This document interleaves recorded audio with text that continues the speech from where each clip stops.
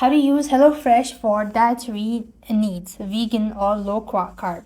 In order to use HelloFresh for dietary needs like vegan and low carb, you can select specific meal plan for a specific meal plan or manual filter the weekly menu for tag like veggies or Carb Smart. So what you need is launch or open the HelloFresh app onto your device. Just go to the home page and start looking for stuff or for a vegan or low carb or customizations as well.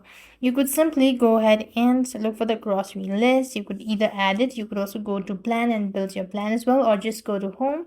And here you will be able to find all of these. Look for it. You could also go ahead and customize it according to your mix and match from a different plans in the one box as well. You could also add in or focus on both calorie smart as well as centered on a fresh produce and meatless protein like tofu, beans, and lentils as well.